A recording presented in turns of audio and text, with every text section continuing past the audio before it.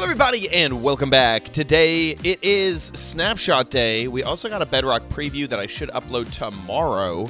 So make sure you check that video out tomorrow. Subscribe for that video. This is 22w14a. And the big news for this one is Mangrove Swamps. And look at this. This is actually pretty new as well.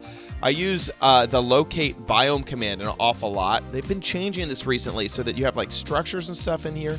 But if I start to type out Mangrove Swamp and hit enter, it now gives me a destination with a height value, which is awesome. Because now with the terrain variation, I'm really high above this mangrove swamp, but now with the terrain generation, a lot of times he'll teleport like into a thing. Maybe that's just the height that I was at. Here, let me try this one more time and see. Yeah, it's just the height that I'm at. So, okay, I guess it doesn't really matter. But there we go. We have that. This is probably the biggest update for this snapshot, and that is that the mangrove biome exists. Here it is next to a swamp. That is quite a stark difference. I'm actually so glad that it generated next to this swamp so we can really see the difference in trees. Normal oak trees, mangrove trees. I'm going to get down on the level of the player. Oh, it's interesting. There's a lot of this that is not swampy, that isn't wet. I kind of just assumed that the mangrove was going to be super duper wet and whatnot. Very, very tall trees here. Lots of roots. Very big, you know, I can walk underneath this quite easily. Oh, look at that. We got our frogs. These frogs are, I guess the mangrove is a hot biome, so we get some frogs that are white in color instead of in the swamps. I'm pretty sure we get green, so mangrove is a warmer biome than the swamp. I'm just going to run over here. There should be the swamp here. Yeah, there we go. We got normal frogs. Over here, you can see the grass changes. And to mangrove, wait, if I am like actually in here, there we go. There we go. Now we got the two different color frogs. That's really cool that we'll have some frogs that are generating naturally. This is the mangrove root plus mud. This is mud right here. There's been some changes to mud I'll get to a little bit later when it comes with clay. I also want to listen to me. I'm hearing all sorts of stuff. I think I just heard a zombie change. But let me listen here for a bit. So I'm going to turn up my sounds so I can hear what it sounds like when I'm walking on this roots, on the roots here, mangrove roots. That sounds pretty cool. Mud obviously sounds not that great. I mean, it sounds great, but I still don't love it. This is definitely a kind of crazy biome. I mean, I feel like I'm in modded Minecraft here. I guess that's what it always feels like when we're in a new biome. I love the water integration in here. That's really, really cool. And it's so interesting that you can see through the roots. Even though you don't get like 100% see-through, you can kind of see through the roots. Oh my gosh, this going into other biomes is insane as well. These are going to be a pain to try to cut down because that's the actual log. This is just the roots. Yeah, no thank you. You can see the papules up there inside of the trees. And then also bees. So bees do have a chance of spawning with the mangrove trees inside of these mangrove biomes. And I believe that if you just spawn a tree just in a biome, just like with the oak tree, you every once in a while you get a chance of some bees. So same thing with the mangrove trees as well. Now, I'm going to switch into survival mode. I want to see just basically what it's like if I'm in survival mode. I just switched into creative mode. These guys, okay, they do drop themselves. That's good. Okay, and then if I wanted to like, that tree is a bad example, but if I wanted to chop down like an actual log of the new tree, I feel like I'd have to do something like this. Find where a lot of the roots are together, go up there, and knock that down. We can get some papules looking good. We're getting lots of mangrove roots. Oh my gosh. And then we can plant that just like a normal, sapling, basically. So I'm going to switch back into creative mode, and I'm going to grab this papule. And I want to see, what does this tree look like if I spawn it not in its native biome. So let's go over here. This savanna has a lot of room to do this. I'm just gonna drop this down. Boop. There we go. Now let's get some bone meal and see what does it do. Like, what are you gonna look like? Holy moly. Okay, so it does have the roots. These don't seem as big, but I may have just gotten unlucky, so I want to make another one happen here. Okay, no. Wow, that is so big. So large. Holy cow. It looks also like magical. Like, this doesn't seem like a normal tree. I feel like this could live next to a witch hut or, you know, some type of magical realm. This tree. That's insane. So what if it doesn't have that much room? Oh, no, it can figure it out. It just figures it out, baby. Oh, look, that one has the bee's nest in it. The hive, I guess I should say. That is awesome. Okay, very cool. Okay, there is an item that I wasn't expecting that is insane. It's called the Recovery Compass. I want to cover clay and mud. We'll have to get to that at the end of the video. So there is a new type of compass called the Recovery Compass. That is, I'm amazed. I am amazed by this. So let me explain the behavior of the Recovery Compass. Let's say that you die. So I'm just going to do /kill here.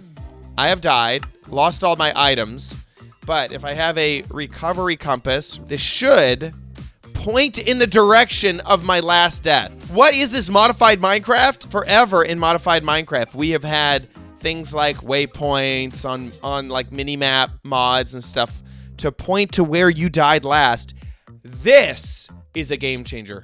This is insane. This Recovery Compass will point to where you died. That is so crazy. Let me look back in here. How far away was that? It was only 1,000 blocks away. So currently, this Recovery Compass should be pointing 1,000 blocks away from where I spawned in at.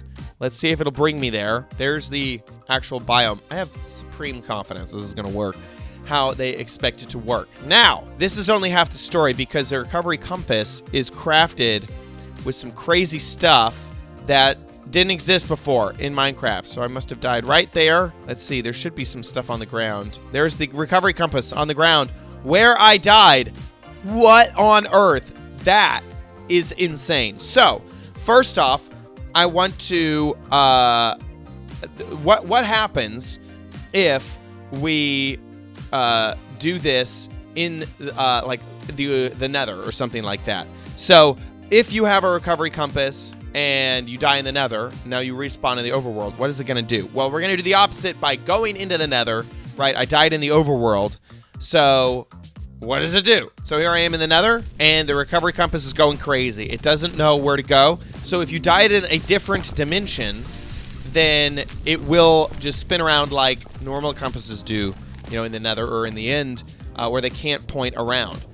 So you have to instead go to the overworld and make it happen that way, and then the compass will point to where it is supposed to go. It looks like I'm inside of a mountain or something. I'm inside of a big hill. That is crazy. That is so insane. I cannot believe that's been developed into Minecraft. So, how do we craft it? Well, what you need in order to craft it is soul shards. Soul shards. Yes, if you're like, what on earth are you talking about? This is new. This is something we've never heard of before, a brand new thing, and you find them inside of ancient cities. I love this because this gives you another reason to go into an ancient city, because I felt like just the swift sneak was not enough. Giving myself some night vision so I can easily see. I'll have to switch into creative mode here. I can't wait. I have it. I could just look inside the creative inventory to find one of these soul shards. Soul shards. So difficult to say, but I want to see if I can just find one in a chest. No, those are amethyst. I knew. I was like, come on. Come on. Wow, how sneaky is that? They give you amethyst shards. What is a soul shard gonna look like? Come on. Nope. Come on. Nope. Come on. No. These must be very rare because I have looked through every single chest here. can't find them. By the way, we get a really cool look at what the deep dark biome looks like here. They've really changed the distribution of Skulk and Skulk Catalyst and the Skulk Vines and all that stuff. It looks so cool. Oh man, it looks crazy creepy and insane. I really like that. That kind of changed last video. Here we are at a new ancient city. Looking again. I found it. Oh, wait, what? An Echo Shard? This is not what I thought it was. Wait, an Echo Shard is not a Soul Shard. They said Soul Shard in the... I've said this so many times it sounds weird. They said a different... Here, let's just look. Yeah, they said a Soul Shard in the blog post, in the changelog. So what if I give OMG Chad Soul Torch? Nope. But if I give myself an Echo Shard. Okay, so apparently the name's changed between when they wrote the blog post and when they put it in the game or something like that. So that took me a very long time to find what? I found 3. I gave myself 1 of them. And I'm wondering if this is something that could be shared between people. Like, let's say you die and... Oh, look, we found 2 more.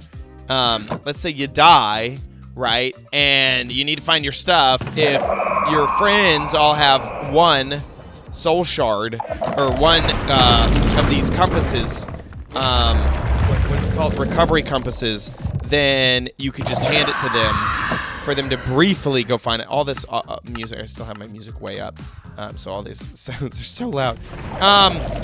That is insane. So how do you make it? Well, first you need to find 8 of them. I guess, yes, 8 of them.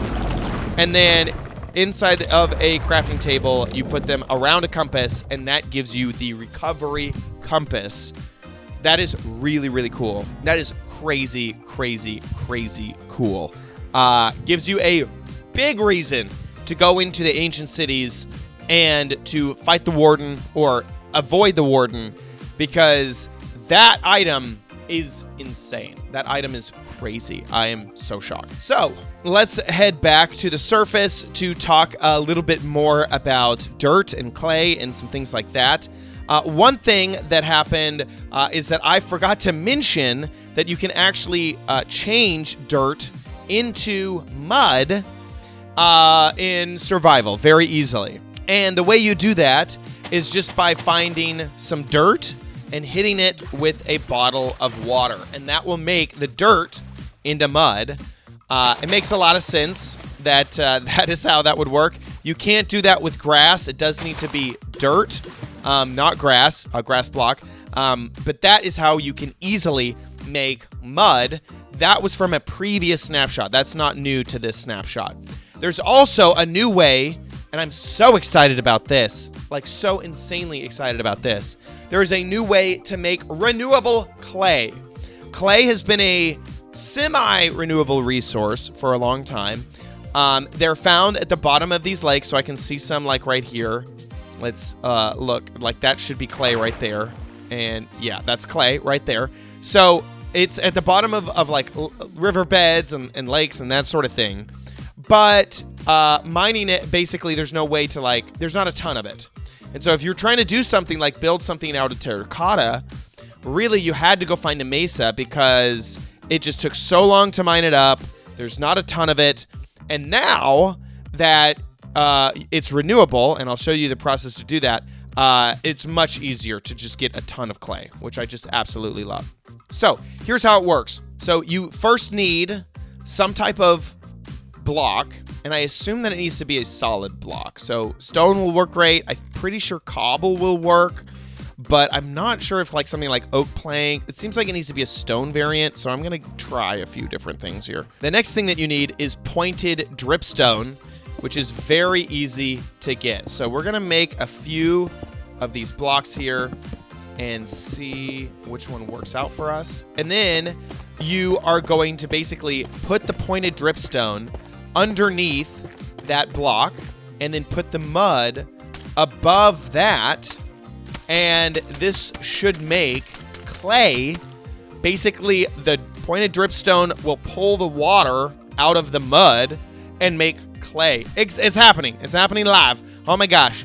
So it's so easy to get a ton of dirt. It's so easy to change that dirt into mud. And now it is very easy to change that mud into clay. This is awesome. This is incredible. I love this so much because building with terracotta, and by the way, you can take these clay, you can put them into a furnace, and then you get terracotta, and then you can dye that and get dyed terracotta. That was kind of difficult to do because you needed to either harvest a ton of clay or you needed to go to a mesa, which can be hard to find. Now, you can just use dirt, and that stuff is everywhere, and this makes clay very, very renewable. I'm going to see if I change up the game rule random tick speed, if we get this to speed up. 300 should be fine. It does speed up, and all of these blocks are working. So even, this is so funny, the mud will change the mud above it to clay, but not the mud that it's attached to.